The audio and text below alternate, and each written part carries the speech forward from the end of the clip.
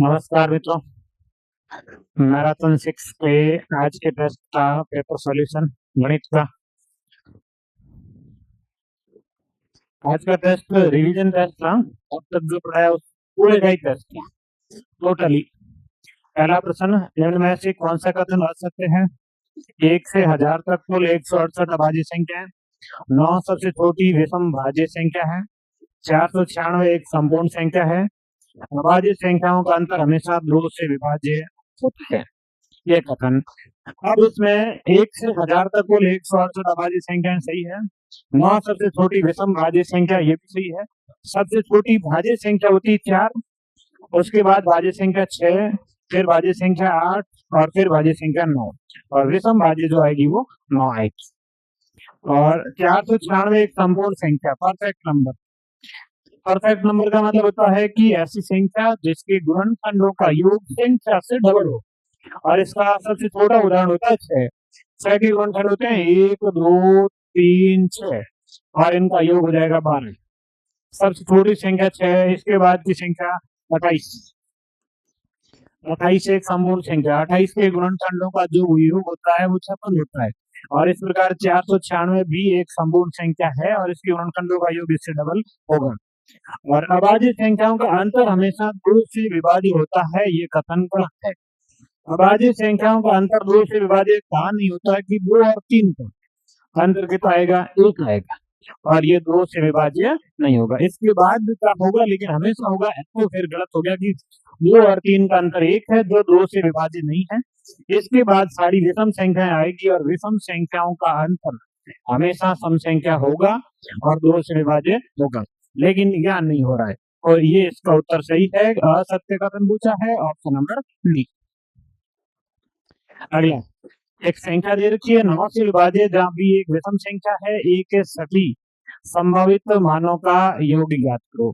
ए के सभी संभावित मान जो होंगे उनका योग ज्ञात करना है। तो सबसे पहले आप 9 के भाज्यता का नियम लगाएंगे। जहाँ अंकों का योग 9 है उसको काट देंगे, 9 कट जाएगा। 8 ने 9 हो गया, कट गया। 5 और 4 9 हो गया, कट गया। 7 और 6, अब 6 में से 2 यदि 7 को दे दिए जाए तो 9 हो जाएंगे, शेष बचेंगे 4। तो यहाँ पर संख्या बचती है 4 प्लस ए प्लस बी और ये 9 से भाज्य होना चाहिए। 4 प्लस ए प्लस बी, जहाँ बी एक विषम संख्या है, बी एक विषम संख्या होगी। अब ए प्लस बी का जो मान है, ए के सभी संभावित मानों का योग ज्ञात करना। ए प्लस बी का मान 9 से भाज्य आना चाहिए और 9 से भाज्य 4 है। इसके साथ में यदि 5 भाग लिखे तो 5 और 4 कितने हो जाएंगे? 9 का भाग जाएगा। और ए प्लस बी का मान 14 भी लिख सकते हैं। 14 और 4 18 होंगे। 14 ये 4 ये 18 और 18 में भी 9 का भाग पूरा पूरा जाता है। तो ए प्लस बी का मान 5 हो सकता है, ए प्लस बी का मान 14 हो सकता है। इससे अधिक फिर एक एक अंक के डिजिट जोड़ने से नहीं बनेगा। तो ये 2 कंडीशन है जिसमें बी एक विषम संख्या है, बी को एक विषम संख्या लिखना है और ए के कौन कौन से मान हो सकते हैं। तो जिनका योग 5 हो सकता है, बी को यदि विषम संख्या लिखें तो ये 1 होगा और इसके साथ में ए का मान क्या जाएगा? 4। यदि इसको 3 लिखें तो इसका मान कितना जाएगा? 2। बी विषम संख्या है, बी एक विषम संख्या है, बी को विषम ही लिखना है। ए के क्या मान हो सकते हैं? तो ए का मान 4 हो सकता है, ए का मान 2 हो सकता है पहली शर्त के अनुसार। दूसरी शर्त में ए और बी का मान 14 है। अब ये किसका मान आप 1 नहीं लिख सकते, 1 लिखेंगे तो इसका मान फिर आएगा जो 2 अंक है, जबकि ए जो है 1 अंक की संख्या है। तो 1 अंक की संख्या लाने के लिए आप इसको 5 लिखेंगे। यदि ए को मान 5 लिखें तो बी का मान जो कितना आएगा? 9 आएगा। ये विषम संख्या है, इसके साथ में ये ए का मान आ जाएगा। बी विषम ही लिखना है। 5 के बाद यदि 7 लिखें तो ए का मान कितना आएगा? 7 आएगा। तो होना चाहिए योग, ये 7 आएगा। 5 7 और यदि इसको 9 लिखें तो ये कितना जाएगा? 5 आ जाएगा। तो ये ए का मान। इसके अलावा ए के मान और बना नहीं सकते। तो ए के कितने मान संभव है? 4 2 9 7 5, ये ए के टोटल मान संभव है। और आपको ए के सभी संभावित मानों का योग ज्ञात करना, मतलब इन संख्याओं को जोड़ना है। 4 + 2 + 9 + 7 + 5। 4 और 2 6, 6 और 9 15, 15 और 5 20, 20 और 7 27। तो ए के सभी संभावित मानों का योग कितना होगा? 27 होगा। ये थोड़ा सा एडवांस लेवल का प्रश्न है, आपको ऐसे दिमाग लगा के फिर पता करनी है विषम संख्या में क्या क्या हो सकता है, विषम के साथ फिर ए के मान क्या क्या हो सकते हैं। अगला, ये एक आसान सा प्रश्न है, सबसे आसान प्रश्न ये वर्गमूल कहलाता है। यदि ऐसे वर्गमूल पूछे, एक आपको पहले मैंने लिखाया भी होगा कि यदि इस तरीके से जोड़, जैसे ये जोड़ करनी है तो ये है कि बीच वाली जो संख्या है उसका स्क्वायर कर लो। 3 का स्क्वायर कितना? 9, ये जोड़ 9 आएगा। 2 और 1 3, 2 और 1 3, 3 ये 3 क्या 9, ये जोड़ कितनी हो रही है? 9 हो रही है। यदि ऐसी कोई संख्या होती है 1 प्लस 2 प्लस 3 प्लस 4 फिर वापस 3 2 1, तो आप बीच वाली संख्या का स्क्वायर कर लेते। 3 और 2 5 और 1 6, इधर 6 6 से 12 4 कितना हो जाएगा? 16, मतलब 4 का स्क्वायर, 4 का स्क्वायर कितना? 16। तो बीच वाली संख्या का स्क्वायर। तो अब ये जो संख्या है ये सीक्वेंस से जोड़े तो बीच वाली संख्या कौन सी? 79। तो ये जो बनेगा 79 का स्क्वायर बनेगा। 79 का स्क्वायर इसका रूट करेंगे तो इसका आंसर भी 79 आ जाएगा। तो इसका ऑप्शन नंबर बीच वाली संख्या का स्क्वायर होगा इसका रूट, और स्क्वायर का वापस रूट करेंगे तो संख्या आंसर आ जाएगी। अब ये प्रश्न, इस प्रश्न में थोड़ा सा आपको एडवांस सोचने की आवश्यकता है। क्लास में आपको ये प्रश्न करवाया भी है मैंने कि यहाँ पर 0.03 है, यहाँ पर 0.003 है। ऊपर जो है वो 2 अंक छोड़ के दशमलव है, बटे में जो है वो 3 अंक छोड़ के दशमलव है। बाकी संख्या एक बार इधर 65 65 21 21 3 3 संख्याएं बराबर है। बस एक डिफरेंस ये आ रहा है कि भाग में जो संख्या लिखी है वहां पर दशमलव एक अंक छोड़कर अधिक। यदि ऐसा ही ऊपर बढ़ाना हो तो आप कोई न कोई संख्या से गुणा करेंगे तो ऐसा कैसा ऊपर भी बन जाएगा। यदि गुणा करेंगे तो, और अब इसको यदि किस संख्या से गुणा करना ऐसा आ जाए कि 0.03 है और इसका स्क्वायर, इसको किसी से गुणा करके 0.003 का स्क्वायर बनाना, किस संख्या से गुणा करेंगे तब ये, तो इसको यदि 0.1 के स्क्वायर से गुणा करें, 0.1 के स्क्वायर से गुणा करेंगे तो ये आ जाएगा 0.003 का स्क्वायर आ जाएगा। मतलब गुणा किससे करना है? 0.1 के स्क्वायर से। तो ऊपर जो संख्या लिखी उन सबको 0.1 के स्क्वायर से गुणा करेंगे तो ऐसा आपको भाग में भी लिखना पड़ेगा। केवल आप ऊपर ही लिख सकते हैं ऐसा नहीं है, तो आपको भाग में ही भी लिखना पड़ेगा। अब देखिए ये इसके ऊपर रूट और है, इससे गुणा कर रहे हैं, इसके बाद जैसे ऊपर का प्रश्न मान लीजिए x है, बटे वाला ये भाग y, ये गुणा होंगे। अब x का जब 0.1 के स्क्वायर से गुणा करेंगे तो ये y के बराबर आ जाएगा। इस संख्या का जब 0.1 के स्क्वायर से यदि गुणा किया जाता है तो किसके बराबर आ जाएगा? y के। तो ये संख्या आपस में कट जाएगी, बचेगा ये, और इसको आप 0.1 का स्क्वायर है, इसको आप पॉइंट हटाएंगे तो ऊपर 10 आएगा, और 10 का स्क्वायर होगा, 10 का स्क्वायर फिर इसका रूट और करना है, 10 के स्क्वायर का रूट करेंगे तो आंसर आएगा 10। तो इस प्रश्न का आंसर क्या आएगा? 10 आएगा। वैसे उस प्रश्न का आंसर फिक्स ही था कि आपको 10 लिखना है। जब दशमलव में 1 का डिफरेंस ऐसा प्रश्न आता है तो 10 ही आना है, तो इसका आंसर 10 आना है। यदि ये डिफरेंस मतलब ऊपर ज्यादा होता है बटे में कम होता तो इसका आंसर 1/10 देता।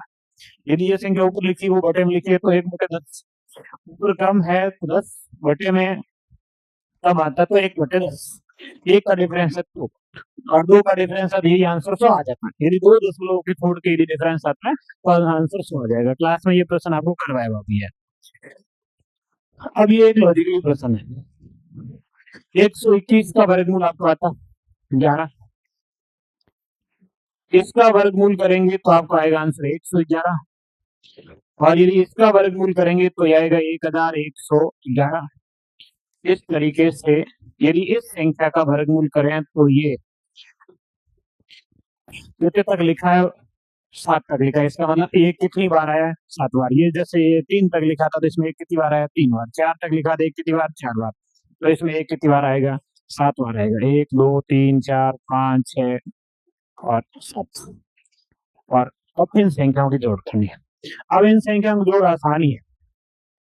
सबसे अंत में एक एक है, सब में एक एक को जोड़ेंगे और ये टोटल 7 बार है, तो अंतिम अंक क्या आएगा? 7 आएगा। इससे पिछला क्या आएगा? 6 आएगा। इससे पिछला क्या आएगा? 5 आएगा। इससे पिछला 4, इससे पिछला 3, इससे पिछला 2, और उससे पहले वाला अंक 1 होना चाहिए, जो कि इस जोड़ में था ही नहीं। जोड़ कहाँ से शुरू हो रही है? 11 से, तो वो 1 इसमें से माइनस हो जाएगा। कि ये जोड़ 1 से शुरू होती तो ऐसे 1 1 7 बार होता, ये 1 1 7 बार ना होके 1 1 6 बार ही है, तो जो अंतिम अंक आएगा वो इससे एक कम हो जाएगा। तो इसका आंसर आएगा 12,034,566, बी ऑप्शन। ये बाकी इसको आप जोड़ करके भी कर सकते हैं। इस जोड़ को यदि जोड़ से लिखना तो दो ही पद होते हैं, जैसे 11 और ये 111, तो ये जोड़ते तो 2, ये 2 और ये 1, लास्ट वाला पद डबल आता है। यदि 3 होते हैं, 1 1 ये, तो इसमें ये 3, ये 3, ये 2 1, मतलब 4 अंक है तो 4 तक लिखना, लेकिन लास्ट 4 की जगह 3 आ रहा है। तो ऐसा इसमें 7 है तो लास्ट 7 की जगह क्या आएगा? 6 आएगा। बस इतना ही डिफरेंस है, बाकी जोड़ करके भी कर सकते हैं। आसान सा ये कि ये 1 से शुरू नहीं हो रहा, इसलिए 7 नहीं आएगा, 6 आएगा। 1 से शुरू होता था, अपन ने सारा जोड़ लिया 1 से शुरू करके, फिर वापस -1 कर दिया, तो इसका भी आंसर आ जाएगा। अगला इस तरीके से प्रश्न आता है, यदि 9 9 9 लिखा अनंत तक लिखा है तो 9 सही है। यदि √7 ऐसे 3 बार लिखा है, 3 बार लिखा हो, तो इसका भी फॉर्मूला लिखा था आपको, a की पावर 2 की पावर n माइनस 1 अपॉन 2 की पावर n, और n का मतलब है इसकी फ्रीक्वेंसी कितनी बार लिखा गया, तो ये 3 बार लिखा गया, तो ये 2 की पावर 3 8 होगा, 1 घटेगा तो 7 बटे 8, तो इसमें पावर 7 बटे 8 लगेगी, 7 की पावर लगेगी, तो ये भी सही है। ऑप्शन नंबर बी भी इसका सही है, ए भी सही है। आपको इसका असत्य पूछा गया है। अब इसमें है कि 35 के 2 टुकड़े करने और जिनका अंतर 2, ये जो 2 लिखा ये डिफरेंस है। 35 के 2 ऐसे टुकड़े जिनका अंतर 2 हो, तो इसका होगा 5 गुणा 7। अब यदि श्रृंखला प्लस की होती तो आंसर 7, माइनस की होती तो 5, बराबर 5 लिखा है, जबकि इसका आंसर तो 7 होना चाहिए, तो ये असत्य है। इस श्रृंखला का आंसर 7 होना चाहिए, प्लस की श्रृंखला में 7 होगा, माइनस होता तो 5 होता, तो इसका आंसर 7 होना चाहिए, इसमें नहीं लिखा है, 5 लिखा है, इसका मतलब गलत है। आपको असत्य पूछा गया, सी असत्य, बी सही होना चाहिए। 42 के इसमें अंतर 1 है, 1 अंतर से इसके टुकड़े होंगे 6 और 7, 6 टुकड़ा होगा माइनस की श्रृंखला का आंसर, 7 टुकड़ा होगा प्लस का, ये श्रृंखला माइनस की है तो इसका आंसर 6 होगा, जो सत्य है। तो 3 कथन सही है और 1 कथन इसका गलत है। अगला, समय से निम्न से कौन सा असुमेलित है कि इसका वर्गमूल आगे की संख्या नहीं है। इसका आपको ट्रिक बताया था कि दो लगातार विषम संख्याएं गुणा कर रहे हैं और उसके साथ यदि एक जोड़े तो उन विषम संख्याओं के बीच वाली संख्या का स्क्वायर आ जाता है। ये दोनों संख्याएं विषम है, लगातार है, गुणा किया और एक जोड़ा, इसका मतलब इनके बीच की संख्या वर्गमूल होगी इसका। तो ये 2022, 21 और 23 के बीच में 2022, तो इसका आंसर 2022 ये सही है। इस तरीके से जैसे 1 + 3 गुणा 5 लिखा होता है, इसका रूट करते हैं तो इसका आंसर क्या रहता है कि 3 और 5 के बीच वाली संख्या आंसर। तो विषम संख्याओं का गुणा, लगातार विषम संख्याओं के गुणा में यदि एक जोड़ा जाए तो इसके बीच वाली संख्या का स्क्वायर बन जाता है। 3 और 5 के बीच की संख्या 4 का स्क्वायर बनेगा, और इसके स्क्वायर के ऊपर यदि रूट है तो इसका आंसर 4 आ जाएगा। इस तरीके से ये पहला है, वर्गमूल करना है 11 - 3 √8। ये वर्गमूल आपको सिखाया क्लास में, 11 - 3 √8। इसमें ये था कि 11 के ऐसे टुकड़े करने, सबसे पहले √8 को आप 2√2 लिखेंगे, 2a भी नहीं पता चलेगा यहाँ से, 2√2, √8 को 2√2 लिख सकते हैं।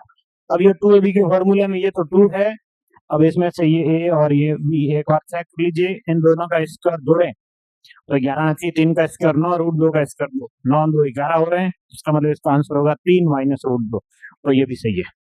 ये सम्मिलित है, ये सम्मिलित है। आपको पूछा है असम्मिलित, ये 65 61। अब यहाँ से कई बार ऐसी संख्या आती है जिसका वर्गमूल आपको पता ही नहीं चला, ये इसका वर्गमूल करना है 4 बार करना है, 6561। यदि 6561 का वर्गमूल आपको नहीं पता चले तो आप इसमें इकाई अंक विधि से वर्गमूल कर भी सकते हैं। इस संख्या का वर्गमूल करना है, एक किसके स्क्वायर से आता है, एक आता है 1 के स्क्वायर से और 9 के स्क्वायर से, उसके बाद 2 अंक काट देना है। 65 से पहले पूर्ण वाली संख्या 64, 64 का वर्गमूल 8। दो ऑप्शन बनेंगे 81 और 90। उसके बाद आपको क्या करना है कि 8 और उसके बाद की संख्या 9 से गुणा करना है। 72 और 65 की तुलना में 65 संख्या छोटी है, इसका मतलब इसका वर्गमूल होगा 81। तो इस संख्या का वर्गमूल एक बार वर्गमूल करेंगे तो 81 आएगा। इसके ऊपर टोटल 4 वर्गमूल है। अब 81 का वर्गमूल करेंगे तो 9 आएगा। अब इसमें 4 थे, एक हो गया, 3 बचे। अब 2 है, 9 का वर्गमूल करेंगे 3, एक हट जाएगा, एक बचेगा, तो इसका रूट 3 लिखा है तो भी ये सही है। अब लास्ट संख्या ये, इसमें ये रूट 9। अब 9 का वर्गमूल 3, एक जुड़ेगा तो 4, 4 का वर्गमूल 2, 7 जुड़ेंगे 9, 9 का वर्गमूल 3, 6, 3, 9 का वर्गमूल 3 आना चाहिए। तो इसका आंसर 6 नहीं है, यह असमर्थ है। इसका आंसर 3 आना चाहिए, आंसर 9 आ रहा है जो गलत है, ये तीनों सही है। इस तरह के प्रश्न कई बार परीक्षाओं में पूछे जाते हैं। तो लगातार संख्या विषम संख्याओं के गुणनफल में यदि एक जोड़ दिया जाए तो उनके मध्य की जो सम संख्या है उसका स्क्वायर बन जाता है। ये आसान सा प्रश्न है, इसका आपको वर्गमूल करना है। वर्गमूल में 64 का वर्गमूल 8 होता है। 4 अंक छोड़ के दशमलव, वापस 2 अंक छोड़कर दशमलव आएगा 0.08, और इसका जोड़ करना है 0.01 के साथ। ये जोड़ेंगे तो 0.09 हो जाएगा, और 0.09 का वर्गमूल 0.3 आएगा। तो इसका ऑप्शन नंबर ए, ये आसान सा प्रश्न है। यदि इस तरीके से आ जाए 1694 बटे एक्स और इसका रूट है, ये 1694 बटे एक्स बराबर ये 25 माइनस 14, 25 में से 14 घटा लेंगे। ये 1694 बटे एक्स बराबर 25 में से 14 घटाएंगे तो शेष बचेंगे 11। रूट इधर आएगा तो 11 का स्क्वायर हो जाएगा। 1694 बटे एक्स बराबर 11 का स्क्वायर 121। 121 का भाग दे देते हैं, एक्स का मान आ जाएगा। तो एक्स बराबर 1694 बटे 121। अब x का भाग 121 में इधर जाएगा एक बार, उसके बाद से बचेगा 9 में से 1 घटाएंगे तो 8, 6 में से 2 घटाएंगे तो 4, 48, और 4 लिखेंगे तो 484 में 121 का भाग जाएगा 21 चौका 84, 4 x बराबर 14। तो इसका आंसर आएगा बी 14। ये है कि रूट का पक्षांतरण बनाना चाहिए। रूट का पक्षांतरण होता है स्क्वायर। अब इस रूट का पक्षांतरण करेंगे 11 का स्क्वायर हो जाएगा 121। इस तरह का जब प्रश्न आता है दशमलव वाला, इसमें सबसे पहले आपको काउंट करना होता है कि दशमलव के बाद अंक टोटल मिला के ऊपर संख्या में लिखा, बटे में संख्या लिखा, बराबर होने चाहिए। यदि बराबर नहीं है तो बराबर करना है। तो इसमें दशमलव के बाद एक अंक, इसमें 4 अंक, 4 ने 1, 5 ने 1, 6, इधर ये 1, ये 2 और 4, ये 6 बराबर है। ऊपर लिखा है उतना ही बटे में दशमलव के बाद अंक लिखे हुए हैं। इसके बाद आपको क्या करना है कि दशमलव को छोड़ दो, संख्याएं लिखनी केवल 95, 85 और 189। इसके बटे में 17, 19 और 21 ये संख्या लिखिए। अब आप इन संख्याओं को काटेंगे। जैसे 17 85 से कट जाएगा 5, 19 95 से कट जाएगा 5, और 121 से 189 से कट जाएगा 9। ये सारी संख्याएं काट दी। अब 5 गुणा 5 गुणा 9 मतलब ये 25 गुणा 9 है। 25 में 225 है, यहाँ से रूट भी कर सकते हैं सीधा। 25 का रूट 5, 9 का रूट 3, 5 गुणा 3 कितना आ जाएगा 15। तो इसका आंसर आएगा 15, ये ऑप्शन। आसान सा ही प्रश्न है, दशमलव काउंट करने, दशमलव के बाद अंक काउंट करने। यदि अंक बराबर हो रहे उसके बाद आप छोड़ दीजिए, फिर से संख्याएं काट के और वर्गमूल कर लीजिए। और वर्गमूल आप ऐसी संख्या का आसान सा 225 लिखेंगे तो 15 आ जाएगा। यहाँ से 25 का 9 का करेंगे तो भी ये गुणा होकर 15 आ जाएगा। यदि इस तरीके से आ जाए तो सबसे पहले आप इस रूट का पक्षांतरण करेंगे। रूट का पक्षांतरण बराबर से उधर स्क्वायर हो जाएगा। 4 का स्क्वायर कितना होता है 16, तो रूट एक्स बराबर 16 माइनस 3, प्लस का 3 माइनस हो जाएगा। रूट एक्स बराबर 16 में से 3 घटेंगे तो 13, फिर रूट इधर आएगा तो स्क्वायर हो जाएगा। एक्स बराबर 13 का स्क्वायर, 13 का स्क्वायर 169। तो इसका answer option number B 169। Answer question है, क्लास में ऐसे काफी सारे क्वेश्चन आपको करवाए हुए। अगला, इनमें से कौन सी विधि वैदिक विधि से वर्ग करने की विधि नहीं है? ये यावदुनम तावदुनम वैदिक विधि है, वर्ग की उपसूत्र अनुरूपण है, द्वंद्व योग विधि है, विलोकनम विधि नहीं है। विलोकनम विधि वर्ग ज्ञात करने की विधि नहीं है, ये घनमूल ज्ञात करने की विधि है। आपने वर्ग करने की जो विधियां थी उनको सारी आपको क्लास में लिखा है। यावदुनम तावदुनम का दूसरा नाम है निखिलम विधि, या इसका एक और नाम था आधार उपाधार विधि, और द्वंद्व योग विधि, या इसका एक दूसरा नाम था द्विक विधि।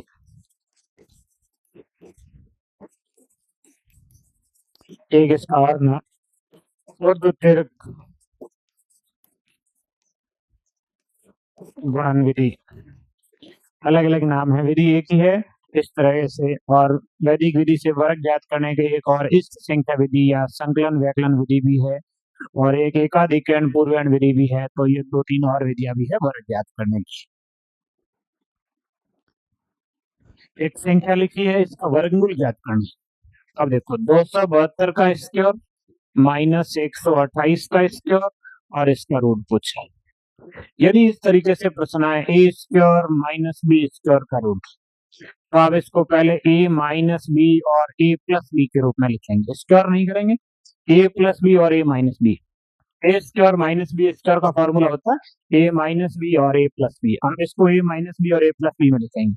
तो ये 272 प्लस 128, एक बार प्लस लिखना है और एक बार माइनस लिखना है। 272 माइनस 128 और इसका रूट पहले आप जोड़ लीजिए। 272 ने 128 हो जाएगा 400 गुणा। अब ये घटा लीजिए, 12 में से 8 घटाएंगे, शेष बचेंगे 4। 7 में से एक हासिल चला गया, 6 में से 2 घटेंगे तो 4, 2 में से घटेगा तो 1। ये आएगा 400 गुणा 144। और अब इसका रूट बहुत आसानी से आप कर सकते हैं। 400 का रूट 20, 144 का 12, 12 गुणा 2 24 और 1 0 240। तो इसका आंसर कितना आ जाएगा 240। वर्ग करके फिर घटाने की आवश्यकता नहीं है, आपको ये फॉर्मूला आना चाहिए ए स्क्वायर माइनस बी स्क्वायर। ए स्क्वायर माइनस बी स्क्वायर बराबर होता है ए माइनस बी और ए प्लस बी। अगला, दो अंकों की सभी सम संख्याओं का योग कितना होगा। दो अंकों की सभी सम संख्याएं कहां से शुरू होती है, 10 से। 10, 12, 14, 16, इस तरीके से लास्ट दो अंकों की सम संख्या 98। अब इसको जोड़ने के दो तरीके, एक तो था सम संख्याओं के योगफल का फॉर्मूला, एक है समांतर श्रेणी। सम संख्याओं के योगफल के फॉर्मूले से कर सकते हैं। सम संख्याओं के फॉर्मूला लगाने से पहले आप ये करेंगे, शुरुआत से लिखेंगे 2 से लेके 99 तक की सारी सम संख्याएं जोड़ेंगे, उसमें फिर वापस घटेगा 2 से लेके 10 से पहले मतलब 8 तक की सम संख्याओं का योग। ये इसका तरीका रहता है कि आप शुरुआत से लेके लास्ट तक लिखेंगे सारी सम संख्या, 2 से शुरू करके 99 तक का और फिर 2 से लेके 8 तक का। अब 2 से लेके 98 तक की जो सम संख्या इनका जोड़ करने का फॉर्मूला था n कोष्टक n प्लस 1। संख्याएं कितनी है और उससे एक अधिक संख्या से गुणा कर लीजिए। 2 से 98 तक मतलब 100 तक गिनती पूरी हुई। 98 का मतलब 100 नहीं, एक कम। 98 तक जो सम संख्या आएगी वो 98 की आधी आएगी। 98 में 2 का भाग 2 संख्याएं आएगी 49। 98 तक सम संख्याएं कितनी आएगी, 49। तो n का मान 49 होगा और इसका योगफल 49 गुणा 50 माइनस 8 तक का वैसे सीधे ही कर सकते हैं। 8 तक 4 संख्या आई, 4 गुणा 5 करेंगे तो भी आ जाएगा। 4 गुणा 5 20 आएगा, जोड़ेंगे 2 4 6 8 तो भी 20 आएगा। 2 10 6 4 10 10 10 20 तो भी 20 आएगा। तो ये 20 घटा लीजिए इसके योग में से। 0, 5 का 9 से गुणा 45, ऐसे लगेगा 4, 4 का 5 से 20 और 4 2450 माइनस 20, शेष बचेगा 2430। तो इसका योग हो जाएगा 2430।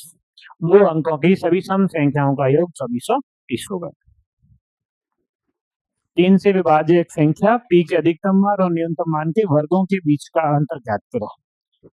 यह 3 से भाज्य संख्या है। 3 से भाज्य में एक अंकों का योग 3 से भाज्य होना चाहिए। जो भाज्य है उनको काट दो, 3 कट गया, 6 कट गया, 5 और 2 बचेगा 7। 7 में भी 6 काट दो, शेष बचेगा 1। 1 के साथ में p, इसका न्यूनतम मान कम से कम 2 लिखना है यदि, तो 3 आ जाएगा। तो p बराबर 2, न्यूनतम मान p का कितना आएगा 2। अब अधिकतम 8 लिखें तो ये कितना हो जाएगा, 9 हो जाएगा। तो p का मान कितना, 8। अधिकतम 8 लिख सकते हैं, न्यूनतम 2 लिख सकते हैं। अंकों का योग 3 से भाज्य होना चाहिए, 3 हो रहा है, अंकों का भाग ये 9 हो रहा है।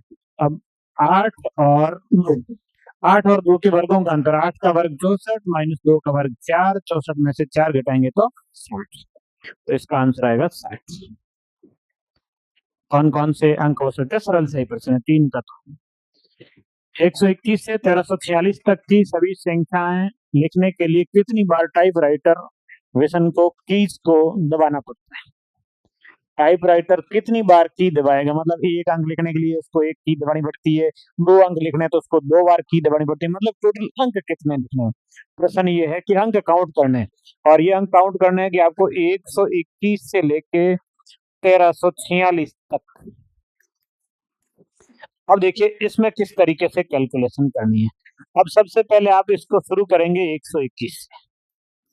121 से लेके 3 अंकों की सारी संख्या मतलब 999 तक संख्याएं कितनी हुई और उनमें अंक कितने होंगे? एक संख्या 3 अंकों की है, सबसे पहले अपन संख्याएं ज्ञात करेंगे और उसके बाद अंक ज्ञात करेंगे।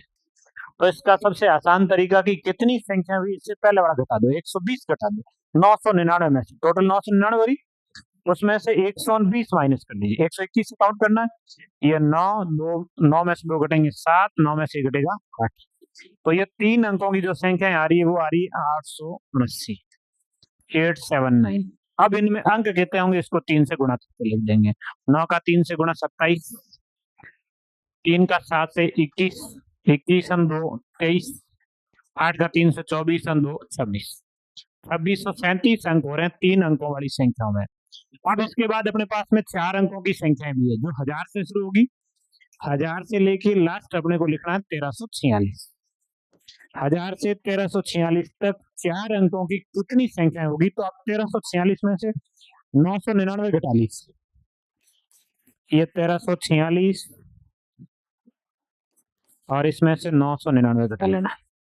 यदि 999 घटा लेते हैं तो 16 में से 9 घटाएंगे, शेष बचेगा 7, एक हासिल दे दिया, शेष बचे 3, और 13 में से 9 घटाएंगे, शेष बचेगा 4, 3 में से एक हासिल दे दिया 2, और 12 में से 9 घटाएंगे तो 3।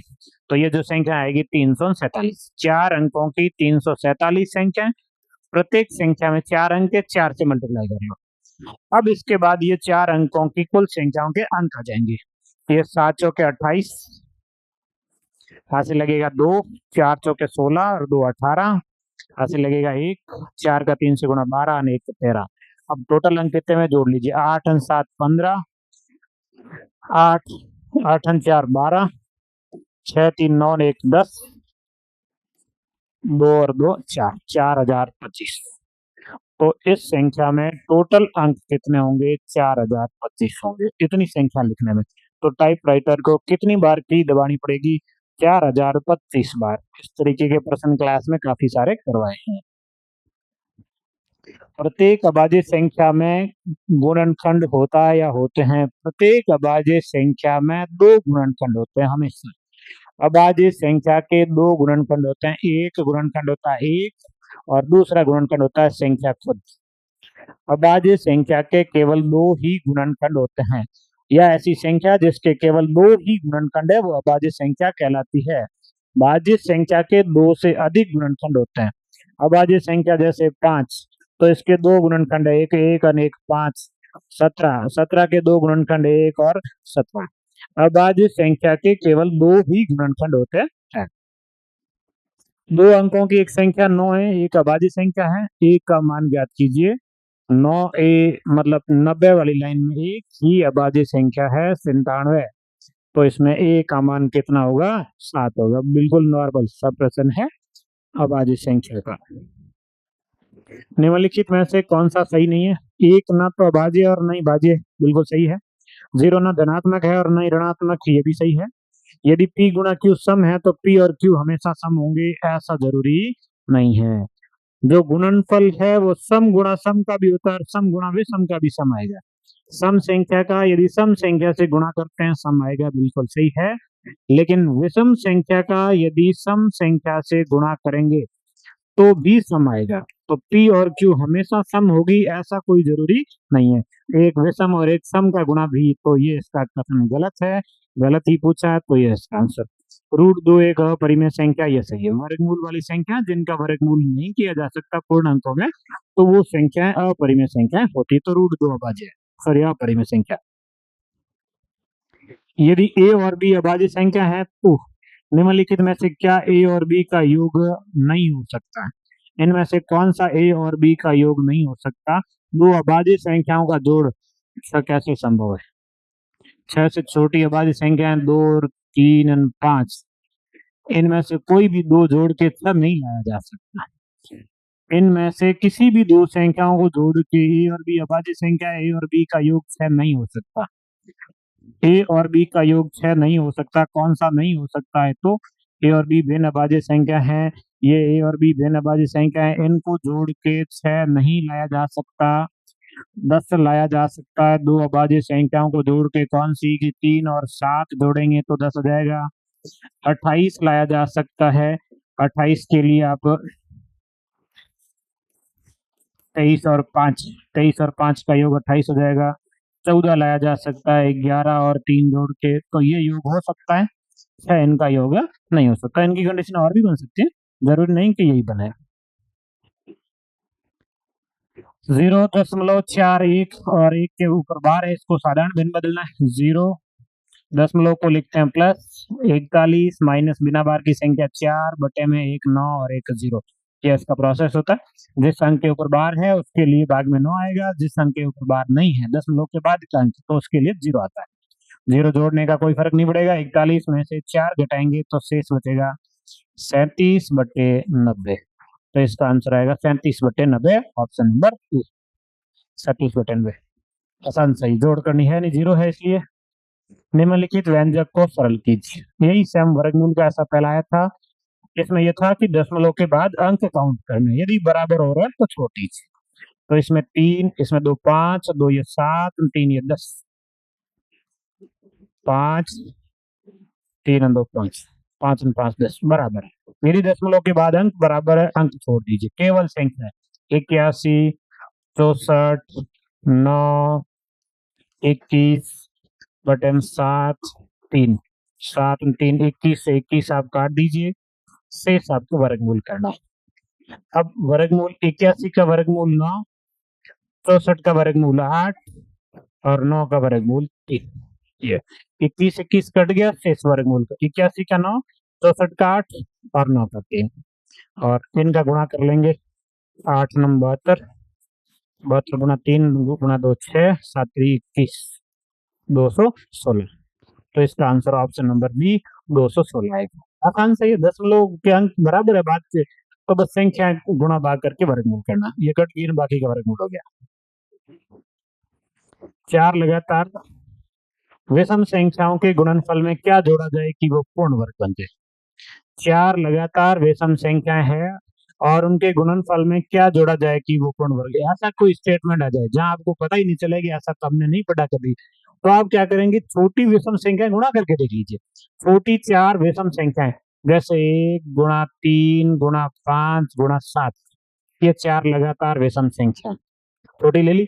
अब गुणा कर लिया, इनका गुणा करेंगे तो 5 गुणा 3 15, 15 गुणा 7 105। अब चेक दिए 105 में कितना जोड़ने से पूर्ण वर्ग संख्या आएगी? तो इसके साथ यदि आप 16 जोड़ते हैं तो 121 हो जाता, जो कि पूर्ण वर्ग संख्या है। मतलब कितना जोड़ने से? 16। तो ऐसा फैक्ट जब भी याद नहीं हो तो आप इस तरीके से कर सकते हैं। कोई संख्या सरल ले लीजिए, कोई भी लेंगे, उत्तर तो 16 ही आना है, उत्तर तो 16 ही। लेकिन ऐसा फैक्ट, जब ऐसा प्रश्न आए अपने को ये फैक्ट याद नहीं है, जैसे 4 लगातार संख्याओं के गुणा में कितना जोड़ा जाए कि पूर्ण वर्ग बन जाए, या 2 लगातार विषम संख्याओं के गुणा में कितना जोड़ा जाए कि पूर्ण वर्ग बन जाए। 2 वाले में 1 था, 4 वाले में इसका आंसर 16 है। ऐसे फैक्ट याद ना हो तो फिर आप ऐसे कर सकते हैं। 4 लगातार संख्याओं के गुणनफल में क्या जोड़ा जाए कि पूर्ण वर्ग बन जाए। अब ये 4 लगातार संख्याओं के गुणनफल में, वो 4 लगातार विषम संख्याओं के गुणनफल में। अब 4 लगातार संख्याओं गुणनफल का आ जाए तो आप संख्या गुणा कर लो, 1 गुणा 2 गुणा 3 गुणा 4। ये 4 लगातार संख्याएं गुणा कर लीजिए। 4 गुणा 3 12 गुणा 2 24 हो रहा है। 24 के साथ कितना जोड़ने से पूर्ण वर्ग बनेगा? 1। तो इसका आंसर क्या हो जाएगा? डी होगा। यदि 4 लगातार संख्याओं के गुणनफल का पूछे तो उसके साथ 1, 4 लगातार विषम संख्याओं का पूछे तो 16। ऐसा फैक्ट याद नहीं भी होगा तो आप कैलकुलेशन से कर सकते हैं। जैसे आसान संख्या लिखी, गुणा किया, पता चल गया 24 हो रहा है, 1 जोड़ने से पूर्ण वर्ग बन जाएगी। कौन सा न्यूनतम धन पूर्णांक घटाया जाए किससे? स्कल पूर्ण वर्ग संख्या। 311 गुणा 312। यदि ऐसा लिखा हो दो लगातार संख्याओं का गुणा, ऐसी चीज भी आपको लिखाई थी कैलकुलेशन में। नॉर्मल सा जैसे कि अपन 5 गुणा 6 लिखते हैं, तो आप इसको ऐसे लिख सकते हैं कि 5 का स्क्वायर प्लस 5। दो लगातार संख्याओं के गुणा को आप छोटी संख्या का वर्ग प्लस छोटी संख्या लिख सकते हैं। 5 का स्क्वायर प्लस 5। जैसे आपको 6 गुणा 7 लिखना है तो आप इसको ऐसे लिख सकते हैं 6 का स्क्वायर प्लस 6। अब इसको ऐसे लिखना हो तो आप ऐसे लिख सकते हैं 311 का स्क्वायर प्लस 311। अब आपका प्रश्न है कि क्या घटाएं, इसको घटा लो, ये पूर्ण वर्ग है। 311 का स्क्वायर पूर्ण वर्ग है, 311 घटा लीजिए। दो लगातार संख्याएं यदि ऐसे लिखी हो तो आप इसको ऐसे लिख सकते हैं छोटी संख्या का वर्ग प्लस छोटी संख्या। अब आपको पूछा कि इसमें घटाएं क्या, 311 घटा लीजिए। 311 घटाएंगे इससे 311 का वर्ग बच जाएगा, तो इसका आंसर आएगा 311। ये इसके टोटल आपके 25 प्रश्न थे। 25 प्रश्नों में जिस तरीके के जो थे टाइप जितनी बनती है उन सबको लिया है। नेक्स्ट और भी कोई टाइप बच गई है तो अगले टेस्ट में लगभग ये हर तरह के प्रश्नों को टेस्ट में देके एक बार वापस आपका रिवीजन करवाया जाए।